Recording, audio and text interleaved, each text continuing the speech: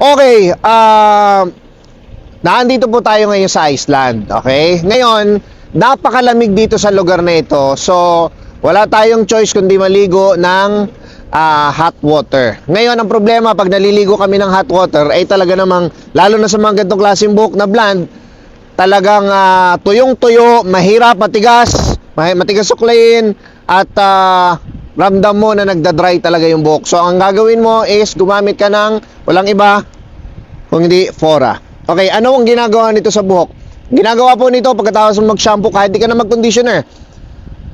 Spray mo lang sa kamay mo, spread mo sa kamay mo, ilagay mo direkta sa buhok mo.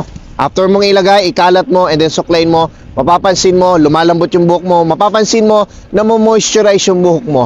Okay? So, pwede mong gamitin siya sa kung nasa ang bansa ka man. Pwede mo siyang gamitin kung ikaw ay nasa mainit, malamig na bansa. Kahit saan pwede. Maraming salamat sa inyo. Napaka-effective niyan. Kita nyo naman itong buhok ko. Talagang guwapings. Thank you.